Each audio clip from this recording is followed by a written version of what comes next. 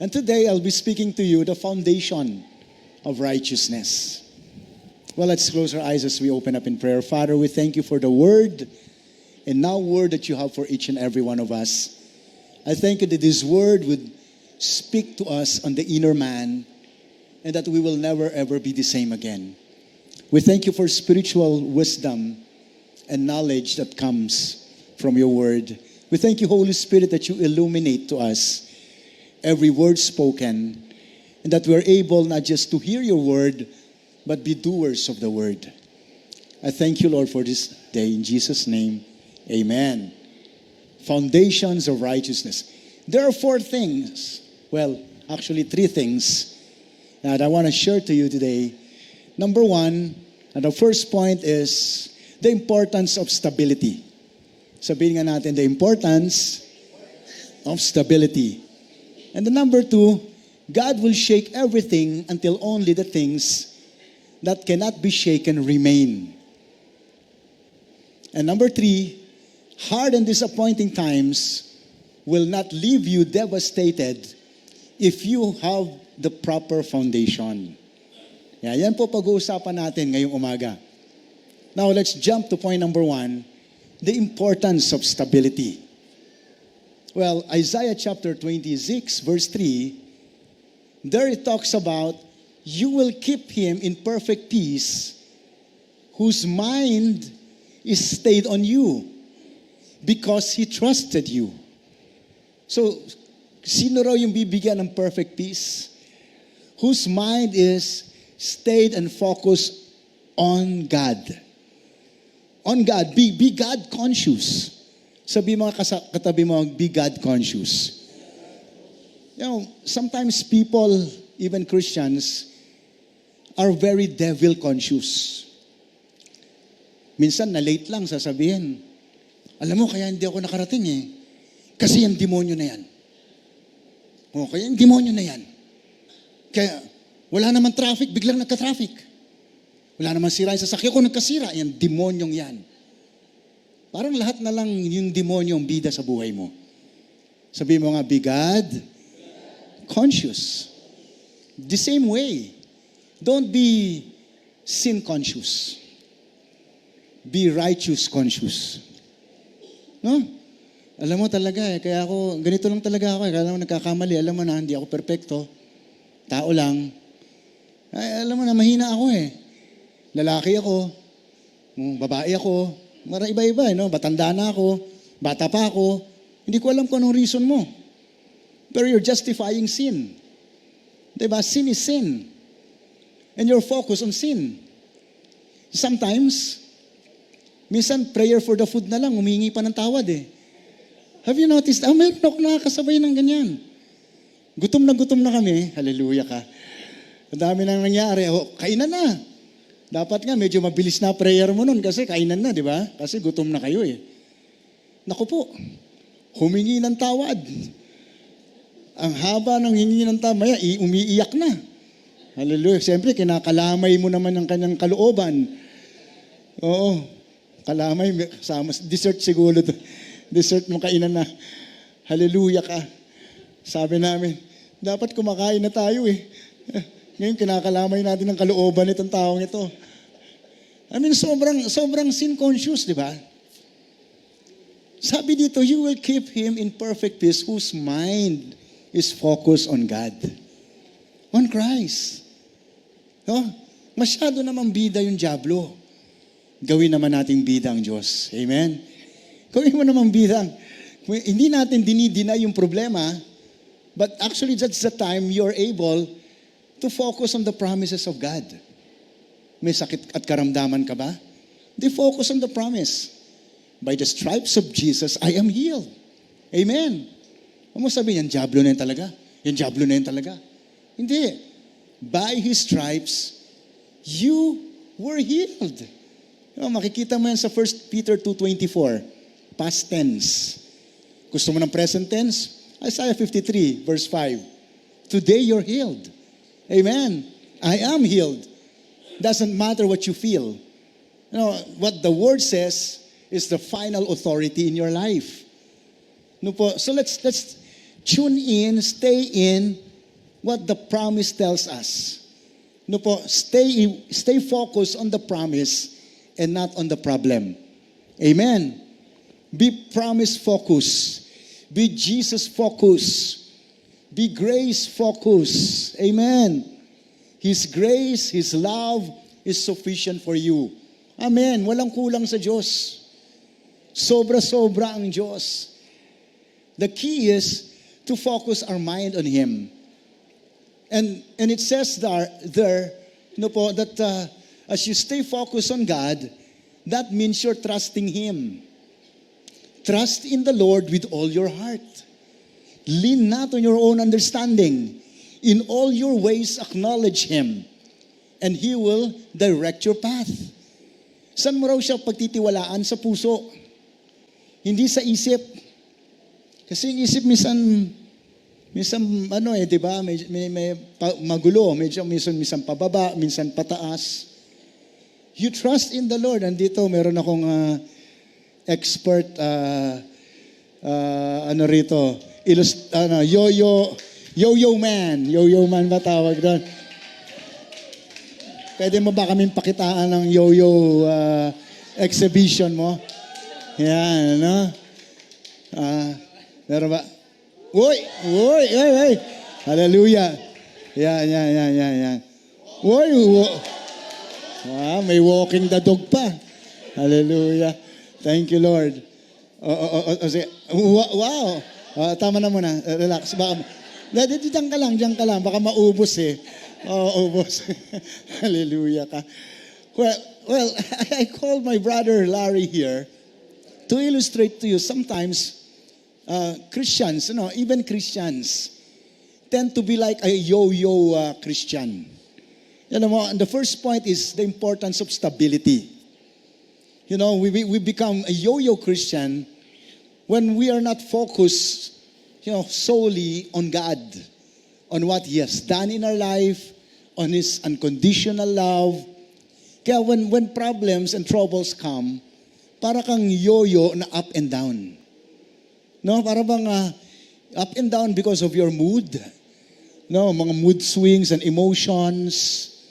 Pag may pera, masaya. Pag walang pera, galit. Yan. Huwag mo kausapin, galit ako. Hallelujah ka. Mga tipong ganon. But the point number one is talking about being stable.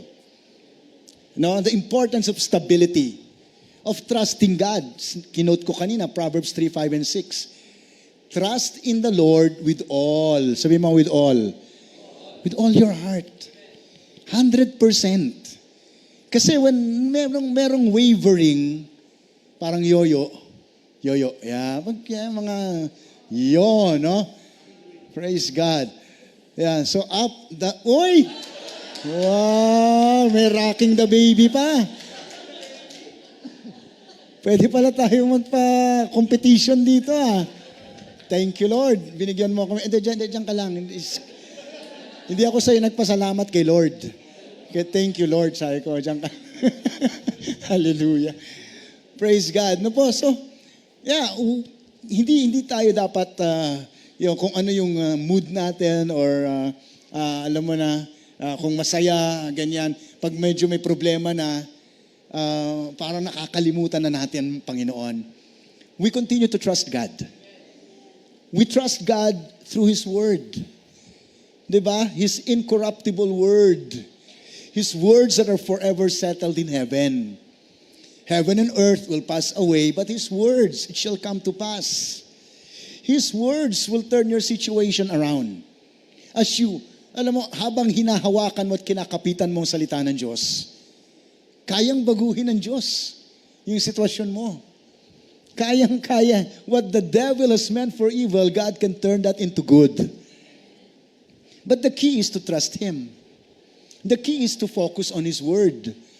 Be stable. Steady. Trust God. Focus your eyes on Christ. He is the author and finisher of your faith. Kahit minsan nakafocus ka, minsan maraming babangga sa'yo para lang ikunin yung attention mo. Minsan nawawala ka, pero balik ka uli. Wala namang perfecto But the key is, balik lang. No? Kasi pag di ka bumalik, pride yun. Alam mo yun, parang sinasabi mo, kaya mo sa sarili mo. But let's focus on Christ. No po? That's very important in our stability. Ayan. Point number 2 natin, God will shake everything until only the things that cannot be shaken remain. So, nangyayari po yan. Kasi gusto ng Panginoon, para bang fini-filter tayo hanggang yung matira, yung purong ginto. Yan, the pure gold. Hebrews 12 verse 27. Now this phrase, once and for all, clearly indicates the final removal of all things that are shaking. And that is the old order, so only what is unshakable will remain. That even though He loves us, He needs to work in our lives to correct us. Sabi mo nga, God loves me, but He needs to correct me. Diba? Di ba yun naman yung love? No?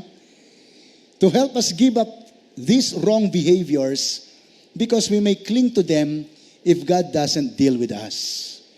So ayaw tayo ma-stuck ni Lord sa mga maling bagay na ginagawa natin. So that's why He corrects us. Sabi mo nga, correcting in love. That unless you understand righteousness, you cannot receive correction. Because you always take it as a rejection. That God is rejecting you, but He is really not. He is correcting you. So, it is very important for us that when we are being shaken or being corrected, to understand that God is correcting us in righteousness, in love. No po? Whom God corrects, He loves. No po, it is not about rejection. And if you do not understand righteousness, you might be offended and you might take it personally. Diba? I mean, we've been in the ministry for 23 years? And we have corrected people, kami ni Pastora. And if they don't really understand righteousness, it may come across like rejection. Or that there is something wrong with them. But it's not that's not the truth. We are correcting them in love in order for them to be directed, and we are leading them to the proper direction. Amen. You know, understand this. If you understand righteousness, you know that even before the world is created, God has chosen you. Amen. Ephesians chapter 1. You have been chosen even before the foundation of the world. You have been cleansed white as snow by the blood of Jesus. You have been forgiven, redeemed. You have been accepted in the beloved. Lahat na, if you understand righteousness and then comes correction, hindi mo mamasamain yun. Kasi bago pa nga ako likhain even before I do something wrong, I know God has already forgiven me. He is not against me. God before me, who can be against me? So that's why it's important for us to have a strong foundation about righteousness. Kung alam mong righteous ka, He who knew no sin has been made sin for you, that you might become the righteousness of God in Christ Jesus. He took all your sins. Doon lang makita mo na ngayon, pag kinokorek ka ng konti, hindi ibig sabihin there's something wrong with you or He's rejecting you. Because in the first place, even before the correction comes, you know that He loves you. Amen. He first loved you. That is why we are able to love Him in return. That's a strong foundation of righteousness. A person who understands righteousness is not easily offended. No, he would not think, otherwise or take it personally. But he would think it as, gusto ni Lord, makarating ako to the next level. Amen. Gusto ng leader ko, makarating ako to the next level. That if I would take this as a correction in love, then He can do more. He can do more in my life. Amen. Ano po? Well, I remember pagka dati yon, pagka magpipreach ako, nandun kami sa New Life Alabang. We serve in New Life Alabang for almost 20 years. Ano po? And every time I preach on the stage, then after I come down, maraming babati. Pastor, ganda, sarap ng mensahe. I was so blessed. Pagdating naman sa asawa ko, bakit nasa taas ka? Pikit ka ng pikit yung mata mo. Ang laki-laki pa naman ang screen doon. Laki-laki pati tigyawat mo, makikita doon sa screen doon sa main church. Bakit? Pikit ka ng pikit ng mata mo. Sa misa. So parang ako, offended. Yung maraming tao, good job, pastor, ganda na. Pagdating sa asawa ko, ba't nasa taas ka, pikit ka ng pikit ng mata? Para bang isip ko of all people, dapat ikaw yung di ba? Ikaw yung nagbubunyi para sa akin. But then, it's very important for you to understand. Ako, nung panahon na yon, hindi ko una naintindihan. But when I realized, it's not even for her. Yung sinasabi, it's not even for her benefit. It's for my own improvements. Kasi daw, hindi maganda nakikita, pikit ako ng pikit ng mata. Ano ba nangyari sa mata mo? Ba't ka pikit ng mata doon sa ibabaw ng stage?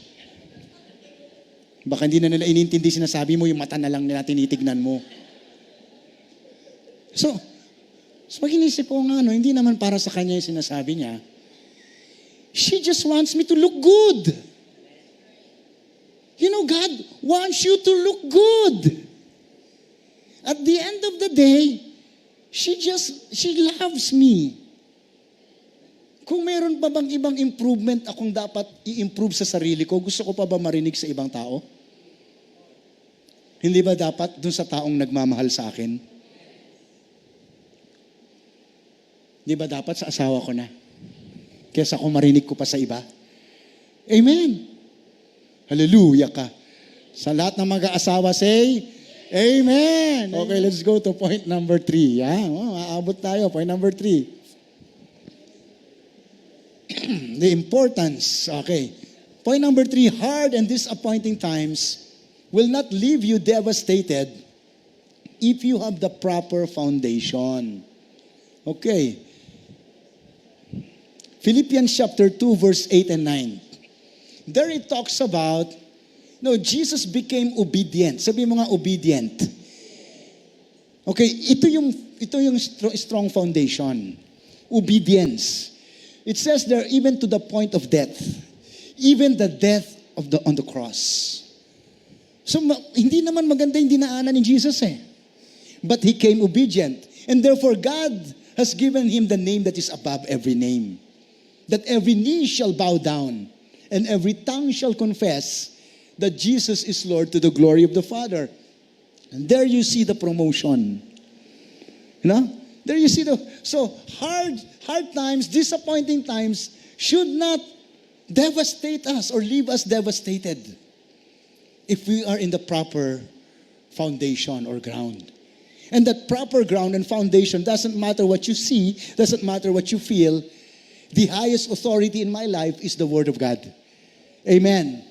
I am fully persuaded that what God told me, according to His Word, it shall come to pass. Mangyayari, sinabi niya Hindi ko pa nakita ngayon, pero sinabi niya So, I will give God thanks in advance. Pasasalamatan ko na siya kaagad. But we see here, may pinagdaanan si Jesus. Pero He became obedient. Very important, obedience. Now, James chapter 4, verse 7, it says here, resist the devil and he will flee from you. Yung ba'y sinasabi? Ayan, nakikita nyo na Resist the devil and he will flee from you. Yun ba yung complete verse?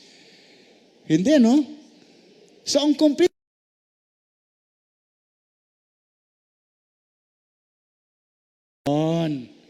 Some people would just quote that verse, yung second half lang. Resist the devil and the devil will flee from you. Hindi. Bago ka ma-resist, mag-submit ka muna. Amen? Submit first. Obedience. And then you can resist the devil. Yes, we do have authority. Binigyan tayo ng authority in Christ. But that authority is a delegated authority, delegated power from us being submitted to His Word. So minsan nami-misquote yung mga verses. I mean, it would be foolish for you to think na I can resist the work of the enemy and yet you are not submitted to His Word. You are not the doer of His Word. Para sinong dinisib mo, sarili mo lang. Kung hindi ka submitted to His Word, I mean, you're grudgy, you're unforgiving, you're full of hate and anger, you're envious, kung ano-ano pa. And then you expect the authority of God na mag-flow through you. No. The verse tells us, submit to God. So after your submission to God, then we can resist the enemy. And the enemy will flee. You know, you can just, sa atin pa naman Kristiyano, mahilig tayo, I rebuke that. Rebuke kasi nga eh. Resist the devil. And the devil will flee. Puro rebuke. Pagtingin mo ng wallet mo, I rebuke poverty and lack.